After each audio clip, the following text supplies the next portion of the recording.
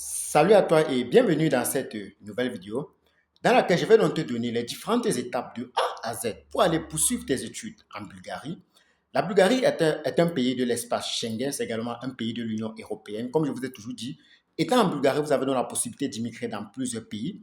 La première des choses à faire lorsque tu veux donc aller étudier en Bulgarie, c'est de contacter déjà l'université où tu souhaites donc avoir une admission. Il faut dire qu'en Bulgarie, les admissions ne sont pas aussi compliquées comme dans certains pays. Il est bien vrai, pour certains niveaux d'études et pour certaines filières ou bien spécialités que tu veux donc faire, il y a donc certaines notes qui sont donc requises, mais il faut dire qu'avec 10 de moins ou bien 12 de moins, tu as donc la possibilité d'avoir une admission dans les universités en Bulgarie, que ce soit donc en bachelor, en master ou même en cycle doctorat. Je te conseille vivement d'aller sur le site internet de l'université Saint-Paul de Sofia. Ils ont donc des admissions et les différentes filières dont tu auras donc besoin. Actuellement, les admissions sont donc ouvertes de ce côté-là pour les prochaines rentrées. Donc, c'est la première des choses que tu auras donc à faire, c'est de contacter donc l'université où tu souhaites donc intégrer poursuivre tes études. Il faut dire qu'en Bulgarie, tu as la possibilité d'étudier en 4 langues différentes et à ton choix. Tu peux étudier en Bulgarie en anglais, en russe, en français ou en langue bulgare. Si tu souhaites donc aller étudier en langue bulgare, tu vas donc faire une année préparatoire de langue bulgare une fois sur le territoire en Bulgarie.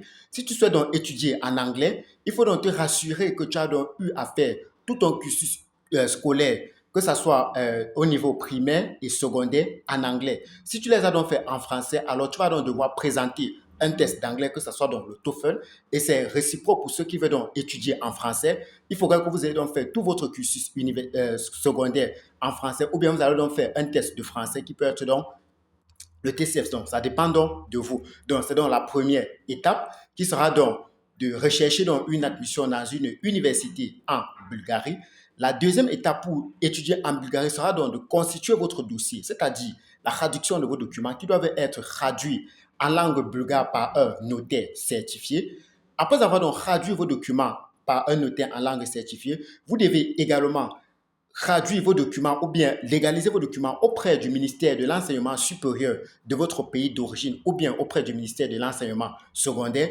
Et ensuite, vous devez donc le légaliser au MINREX pour ministère des Relations extérieures. Dans certains pays, c'est encore appelé le ministère des Affaires étrangères, qui est donc la prochaine étape. L'étape suivante sera donc de soumettre vos documents auprès de l'université de votre choix.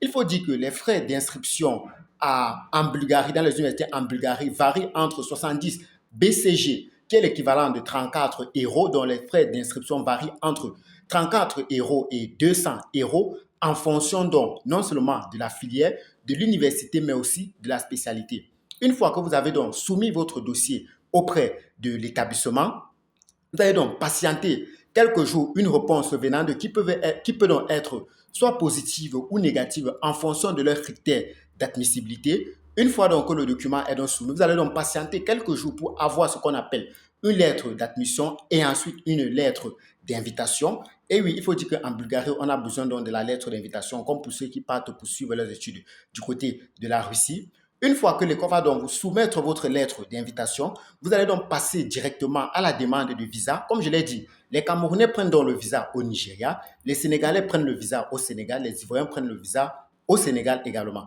Donc, une fois que vous avez donc obtenu votre lettre d'invitation, vous allez donc passer directement à la demande de visa. Quels sont les documents qu'il vous faut donc pour faire votre demande de visa pour la Bulgarie? Vous aurez donc besoin de votre lettre d'invitation qui vous a donc été délivrée par votre université en Bulgarie. Vous aurez besoin des relevés bancaires des 3 derniers mois. Il faut dire que le compte doit être mouvementé avec au moins 6 500 euros dans le compte et je vous recommande de faire le compte à votre propre compte et non à ceux de vos parents. Donc, c'est un conseil que je vous donne. Et le prochain document que vous aurez encore besoin sera donc votre passeport. Une fois que vous avez donc réuni tous ces documents-là, vous êtes donc sûr que vous pouvez donc déjà aller faire votre demande de visa pour la Bulgarie. Et je tiens à vous rappeler que la Bulgarie offre facilement les visas pour le moment parce qu'ils viennent donc d'intégrer l'espace Schengen et beaucoup d'Africains ne sont pas encore au courant. Donc, toi qui suis dans cette vidéo en ce moment, je te conseille vivement de te lancer rapidement avant qu'ils ne ferment dans les portes. Vous savez, la Bulgarie aujourd'hui est un peu comme l'Italie d'avant. Avant, on disait aux gens d'aller en Italie, ils disaient que non, la langue est compliquée.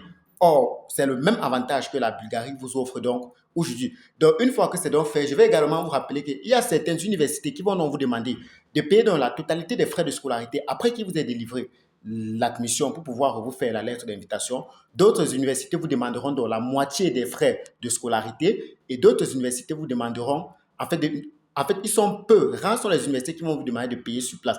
Mais la majorité vous demande de payer soit la moitié ou la totalité. Bon, d'autres peuvent vous demander de payer après obtention du visa avant de voyager. Mais je vous conseille de prendre les établissements où vous pouvez payer soit la moitié des frais de scolarité ou la totalité. Là, ça prouve déjà à l'agent d'immigration qu'effectivement, vous partez en Bulgarie pour poursuivre vos études. Parce qu'on sait déjà que nous, Africains, quand on comprend déjà qu'un pays est dans l'espace Schengen et qu'ils offrent donc les visas, on a donc tendance à vite immigrer dans ce pays-là pour pouvoir donc aller dans d'autres pays tels que la France parce qu'on sait qu'on n'aura donc plus besoin de visa. Donc voilà donc dans cette vidéo toutes les étapes que tu auras donc besoin pour aller poursuivre tes études en Bulgarie en 2025. Si tu as donc aimé la vidéo, n'hésite donc pas de t'abonner à ma chaîne YouTube, de liker et de la partager au maximum.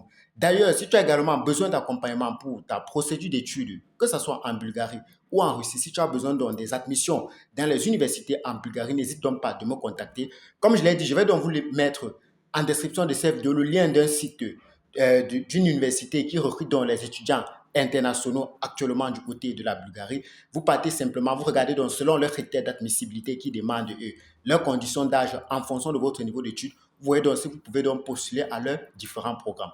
C'était donc David Tanque pour le compte de CGT. Bye bye.